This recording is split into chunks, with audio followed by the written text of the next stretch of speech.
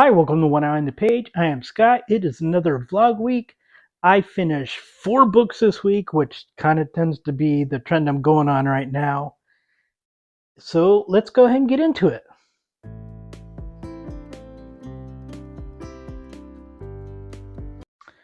The first book I finished this week is a book that most people aren't going to have access to, at least not without paying a little bit of money.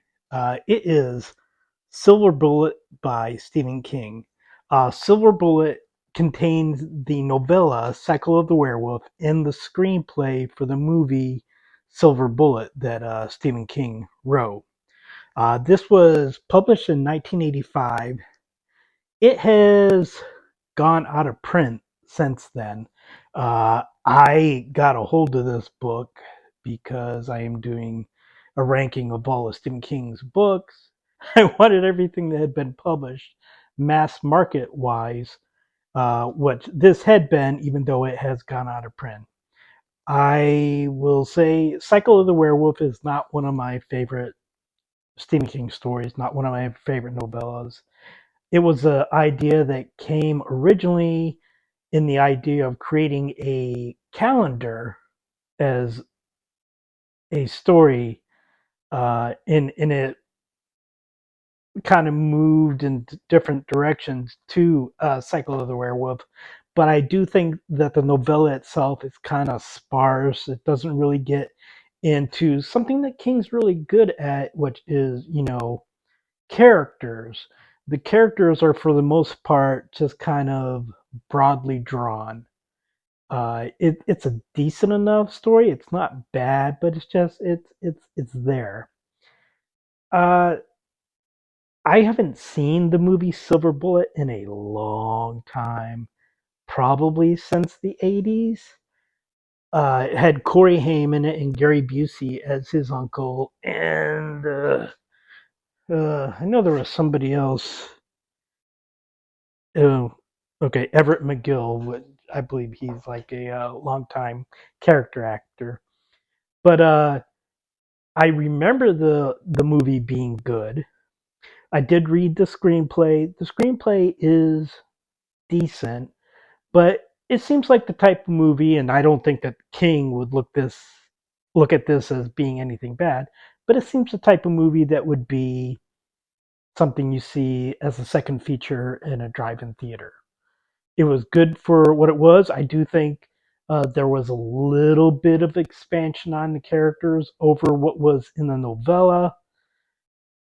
I have said before the Silver Bullet is one of the few movies, probably the only Stephen King movie, where I think that the movie is better than the book. That doesn't happen very often with me. I am going to go ahead and give this a 3 out of 5 stars. Uh, if you're not a Stephen King fan, I don't know that I would necessarily suggest it. But if you're a King fan, you're a werewolf fan, if you're like B horror movie fan, 80s drive-in theater type of movies, you read it. Obviously, read Cycle of the Werewolf. Watch the movie Silver Bullet. I'm sure it's streaming somewhere. Uh, get the book if you're a Stephen King uh, completionist, but otherwise, don't bother. It's gonna be somewhat expensive to ridiculously expensive. So that is the first book I finished this week. And I finished 3 other books. I finished all those books today. I didn't read them all today. I've read them over time, but I just happened to finish them all today. Otherwise, I would have had 1 book that I finished this week, and I guess I would have showed you like all the pictures from the movies in the book. Ooh, look, because I would have had to fill up time. But this also pictures from the movie. So the second book I finished And this book is part of my token readathon that I'm doing. I'm basically following the path of Samwise Gamgee, which meant me picking 13 books to read in September, and I really need to start busting it to finish them. But one of the books I had to read was the last book in a series. So I obviously didn't want to read a series I hadn't read before just to get to the last book because I'm cutting it close on finishing the books that I need to as it is. So I decided to read a book that I had read before, a series I had read before. It is Enchanters Endgame, Book 5 of the Belgariad by David Eddings. It's actually by David Eddings and Lee Eddings, his wife. They had some strange co-writing thing that is too difficult and too long for me to get into in this video. Now, I read these when I was a kid, when I was a teenager. I read both the Belgariad and the Malorian, which was the series with pretty much the same characters that he did after this, or that they did after it. But that was in the 80s, and maybe I will say I probably haven't read these books in at least 20 years, if not much longer. So I decided I'm going to read them and see if they hold up, or see if at least this book holds up. It does not. Belgarian, the main character of the Belgariad, is a young farm boy. He is a chosen one. Turns out he's a sorcerer. Um, and he has to complete this quest. And slightly spoilerish, you're gonna know what the end result is going to be. So I don't feel bad. He completes his quest. Let's just say that. But he's pretty much, he doesn't do it himself. He's used as a prop. He's used as a tool. So it's one of those chosen ones where, it's like, okay, why was he chosen? I mean, and he doesn't really do anything. He's just used. Also, this series contains some of the most unlikable characters that I've read in any fantasy series. Not that I claim to be uh, an expert at fantasy series. I'm nowhere near, but I have read more than my fair share. He has an aunt, Polgara, and a grandfather, Belgareth, or Belgareth, and they take him on this quest, and they are riding his ass all the time for him not being able to do things that they know he was supposed to be able to do because of the prophecy, and they didn't take the time to get off their stupid asses and teach him.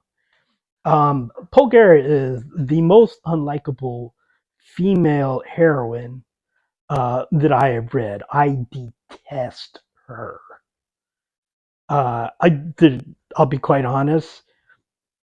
The Eddings don't write very good female characters at all. They're they're like if you made like 80s and 90s sitcom moms, the nagging, smarter than their husband ones, uh, and they just put them in a fantasy setting and doing all this stereotypical fickle woman stuff that you would expect from some of those sitcoms, except one is a princess and one's a sorceress. Another thing that greatly bothers me, and maybe it won't bother you, but it really bothers me is, and I mentioned it briefly before, is there's a lot of issues with dialogue attribution. I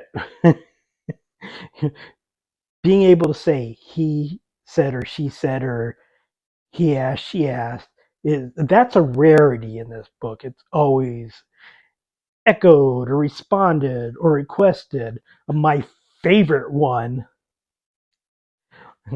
I'm sorry, he apologized quickly. I don't know if it was quickly, but it was I'm sorry, he apologized. Some adverb, because they love their adverbs like a lot, like a lot. Tremendously, they love their adverbs. Um, I was going to give it one rating, and I'm going to give you two ratings for this. Now, I will warn you that one of my ratings is based on information that I found out that has nothing to do with the content of the book. So I will tell you right now where you can skip to skip over that if you don't want to have your possible reading future get some information that you don't really need to know. But I will point out in the books that children are like verbally and psychologically, I wouldn't say abused, but I it's beyond manipulated, not quite abused. But the thing is I found out because I did a Google search on the dialogue attribution thing because when something starts to bother me, I research it.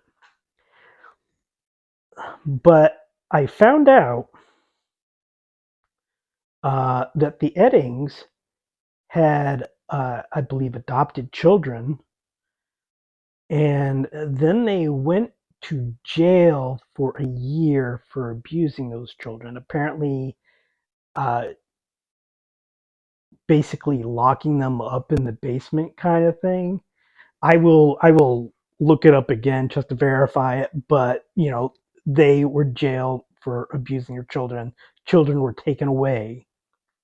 So that colors my reading of this. Now, I didn't find out this information until I was like well over halfway in the book.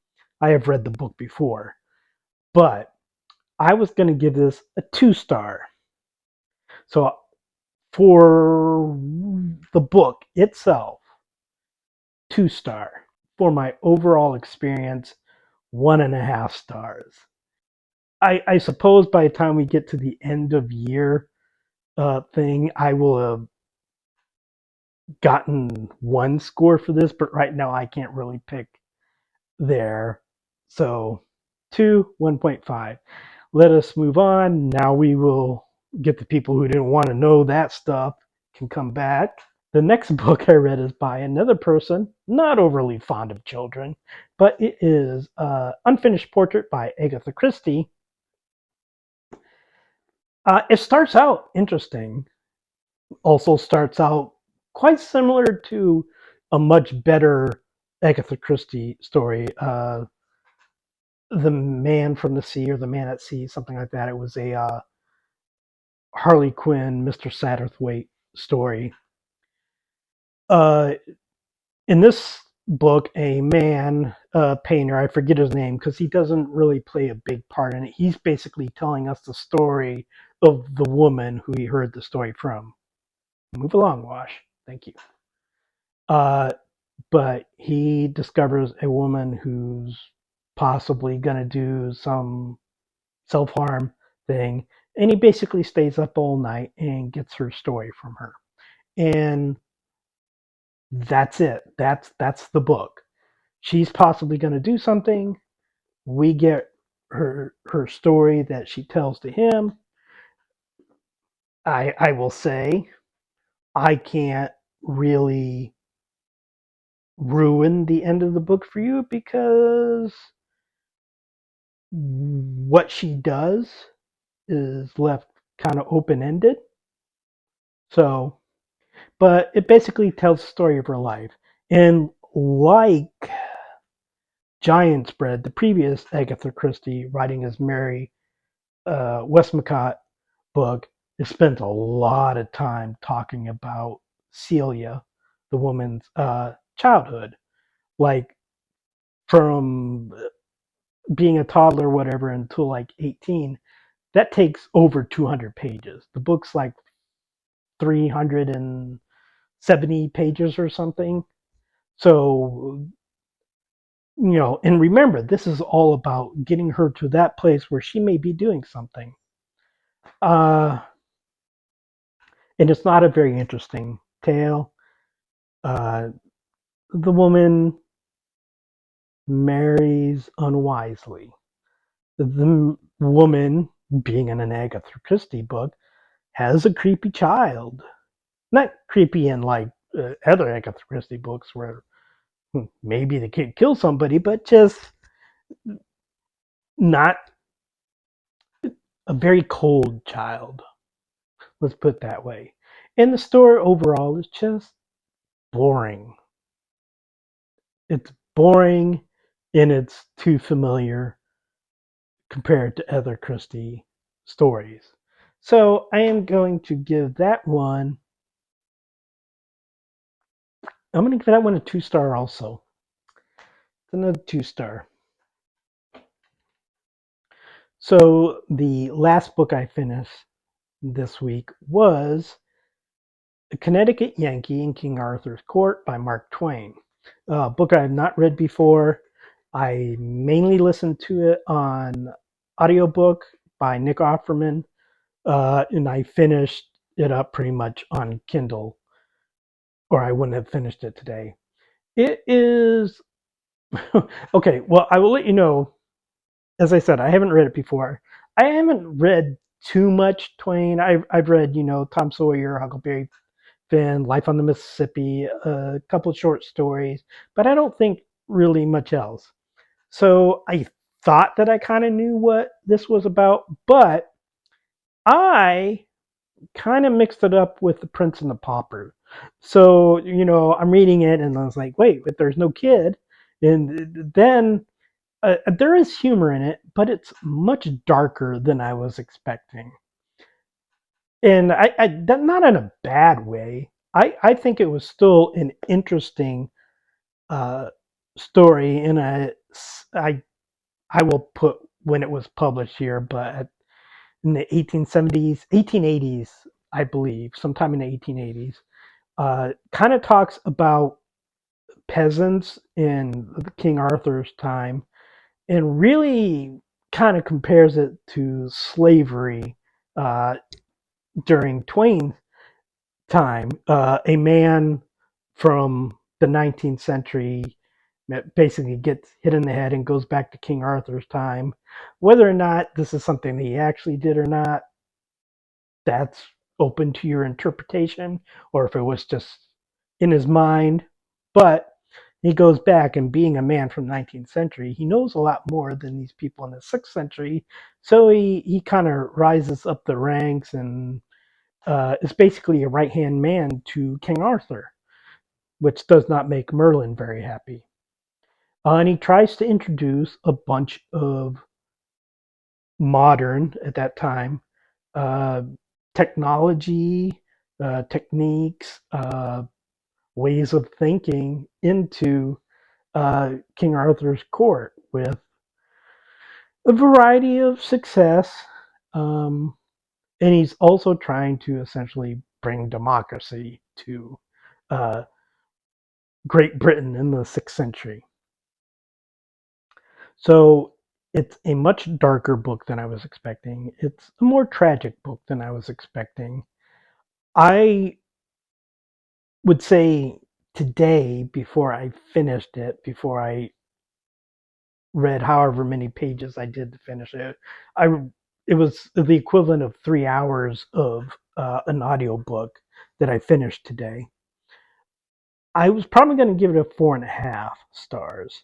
I do think that it faltered a bit in the end and kind of rushed through. And one, both got kind of tired of like King Arthur.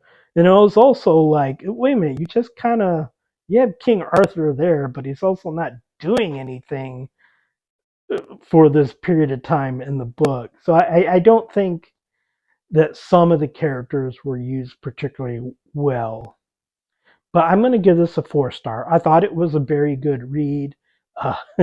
It's not what you would think. It's definitely closer to Huckleberry Finn than Tom Sawyer. Obviously different books, but as far as like heavier subjects. So so I did finish that. I I believe, 4 books left to read in the Tolkien Readathon. I believe 4. And no, five, or 4. Okay, I got The Dog Stars by Peter Heller. I got Eleanor Oliphant is Perfectly Fine by the author. I can't remember the name. I'm sorry. The Girl on the Train by Paula Hawkins. The Housemaid by Frida Mc something Faden, which I will have things to say about that next week after I finish it. And there may be one more, but I cannot think of it right now. But I either also need to get an audiobook for one of those or just start reading a completely new audiobook. So that's what I'm doing as far as reading now. In the next week or so, I'll be releasing another 5 Year Battle Agatha Christie. I will be releasing my TBR for October, which is kind of a mini TBR. I believe it's 6 books with a theme. And I will be probably releasing my ranking of all Stephen King books. That's going to be a long one. So that is it for now. Please like and subscribe, leave a comment, and I will talk to you next time.